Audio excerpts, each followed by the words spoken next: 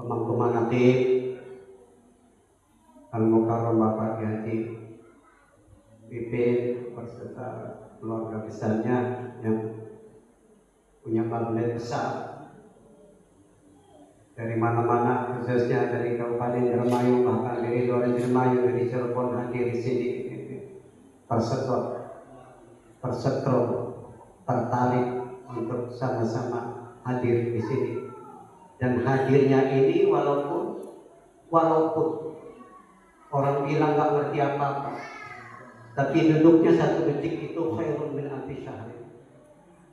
Duduknya ibu-ibu, bapak-bapak per detik itu khairun min alfi syahrin, lebih utama daripada ibadah selama 1000 bulan bagi orang yang belum mendapatkan. Yang sudah mendapatkan talqin ya ini duduknya tuh bari senggol-senggol karobatur kanan kiri ya. Kadang bari pendelikan, bari ngomong anaknya, bari mangan, bari apa gerak, ini yang tetap zikir kopi. Inilah perlunya kita punya guru mursyid membimbing kita supaya seperti ini duduknya, sampai ngantuknya pun juga terhitung. Karena waktu mereka sebelum ngantuk ini dulu. Alhamdulillah, ini salawatan saja. Sholli wa sallim daiman ala Ahmad. Sholli wa sallim daiman ala Ahmad wal ali wal ashabi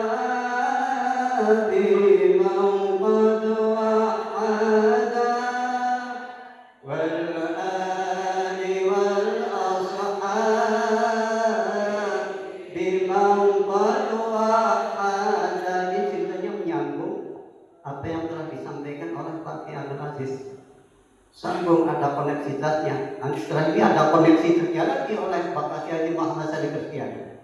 Inilah hebatnya ulama-ulama Toriko, seperti itu. Tidak sikut-sikutan, tidak konter-konteran. Tapi mubalik yang pertama itu memperkuat, diperkuat, dan mubalik yang kedua bagaimana diperkuat terus seperti itu. Itu ya. Lagi. Sholli wa sallim daiman ala Ahmad. Sholli wa sallim bisa dibantu? Daiman ala Ahmad, bisa dibantu pegang nih. Wal ali wal ashabi man qad wahada. Wal ali wal ashabi man qad wahada. Talqin itu wajib ketika hidup di dunia. Pedoman ya mas. Saya bikin lagu supaya gampang dipahami, gampang bari ngomong anak-anaknya. Sengaja saya buat bahasa ini. Talqin itu wajib ketika hidup di dunia. Hidup tanpa talqin Islamnya belum sempurna.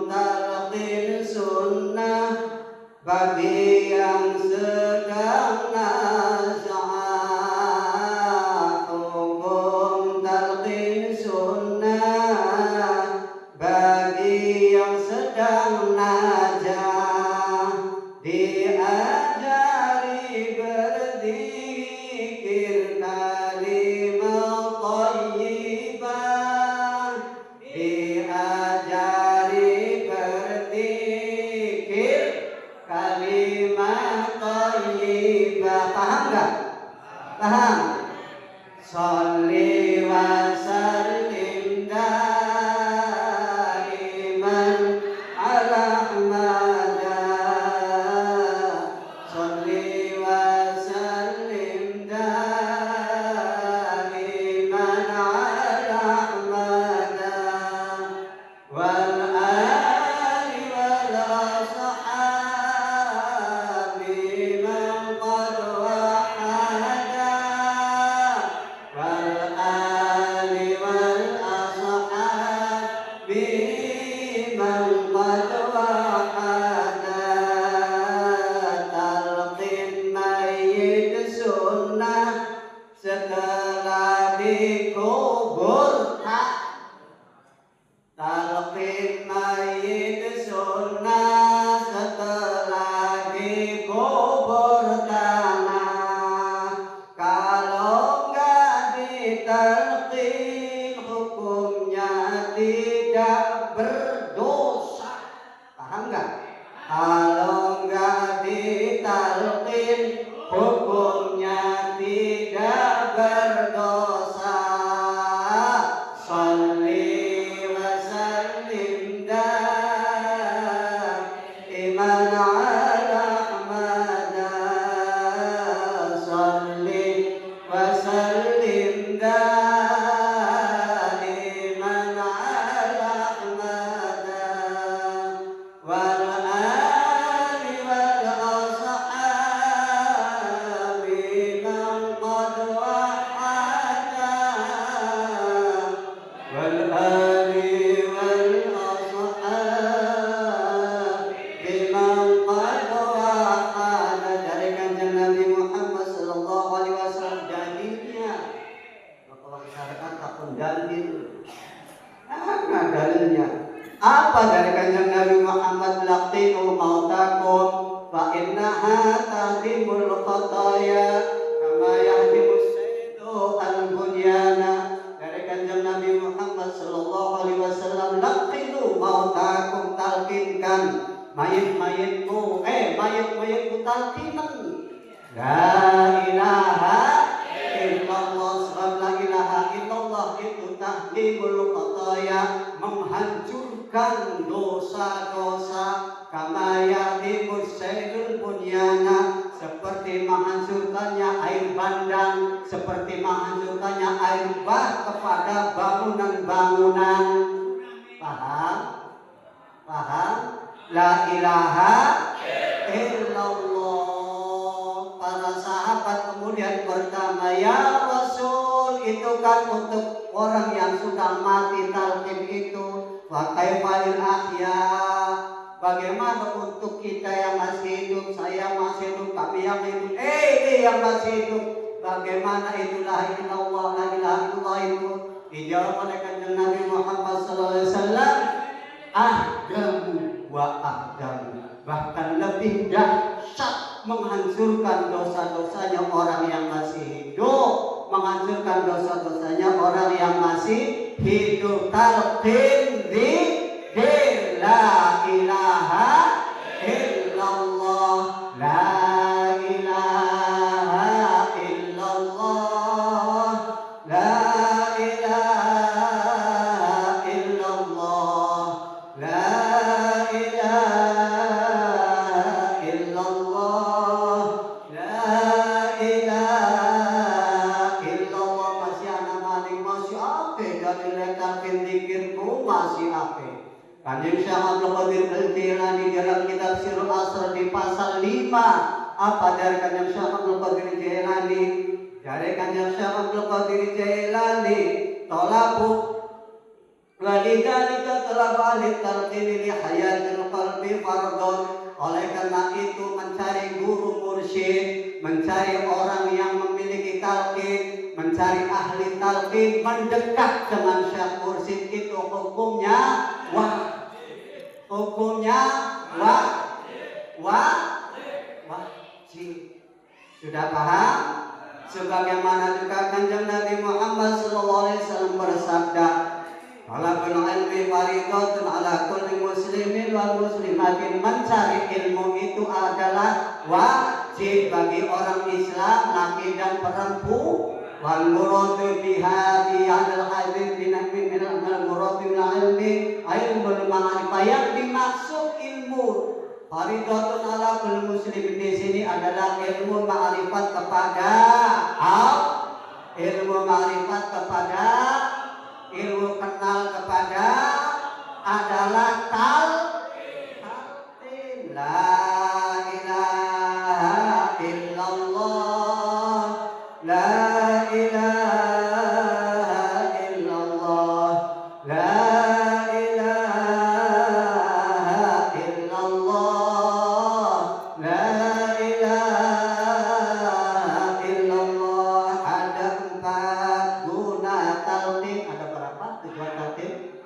Ada 4. Ada 4 guna talqin, semuanya sangat penting, seperti baginda Nabi mentalqin para sahabi. La ilaha illallah la ilaha illallah la ilaha illallah la ilaha illallah. Apa itu tujuan talqin yang 4 itu? Romo kena dengarkan. 1. Membeningkan hati. 2. Mensucikan jiwa. Antarkan ruh pada ilahi, kebahagiaan yang hakiki. La ilaha illallah la ilaha illallah la ilaha illallah la ilaha illallah. Bapak Ibu ikhwan dan akhwat, ngaji syariat mah banyak di luar di masjid, rutinan seminggu sepisan ngaji syariat, di tajuk, di musala, di mana-mana ngaji syariat. Ari ngaji torekot mah,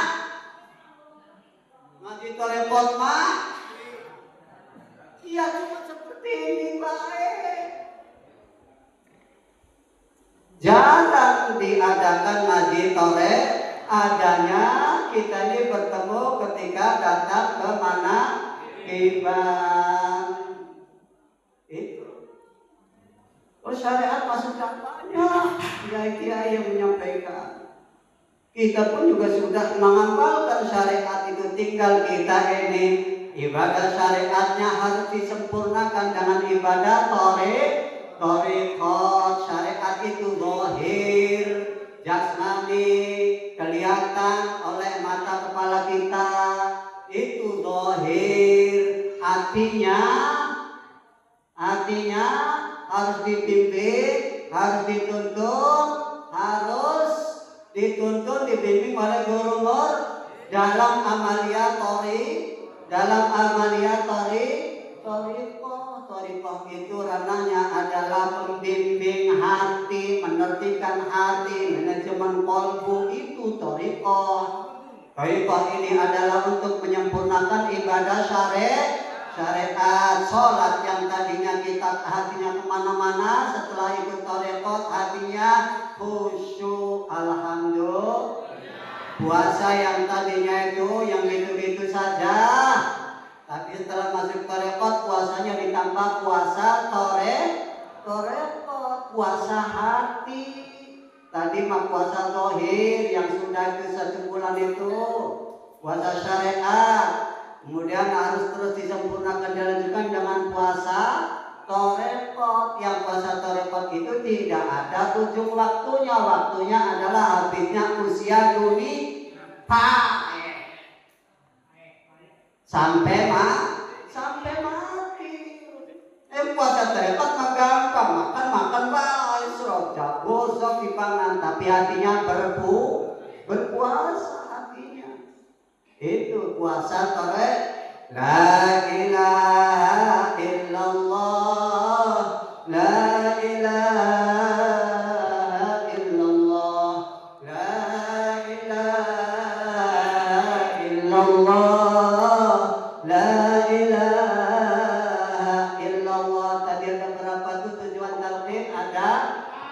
Kanjeng Nabi Muhammad sallallahu alaihi wasallam mentalkin para sahabat itu tujuannya supaya hatinya para sahabat itu jadi bening litasfiyati qulubihim, untuk membeningkan hati para sahabat. Teman sahabat mentalkin kita supaya hati kita menjadi itu tujuan talkin yang ingin bening apa enggak hatinya.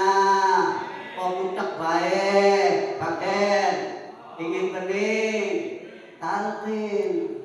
Tujuan talqin yang kedua Kanjeng Nabi Muhammad SAW mentalqin para sahabat itu adalah litazkiyati nufusihim, untuk mensucikan ruh, mensucikan jiwa mereka. Pemirsa harus mentalqin kita tujuannya supaya ruh kita ini menjadi suci, hatinya suci, ruhnya suci.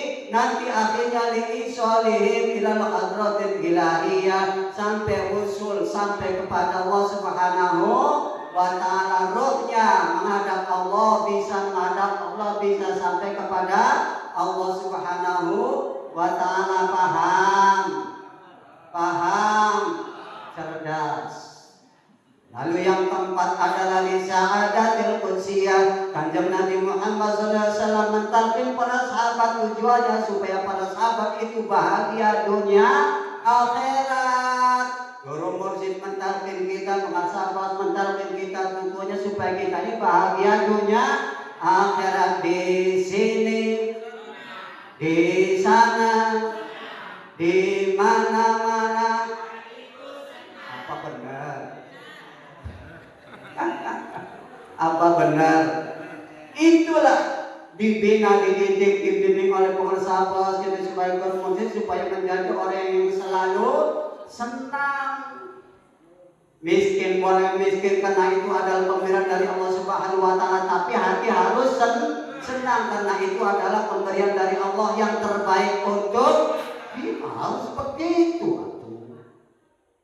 Syukur kaya. Itu. Kalau kaya juga, kalau nggak bersyukur juga berbahaya. Berbahaya itu. Bahaya nggak mau bersyukur. Contohnya sudah kaya tapi nggak mau mengadakan mana?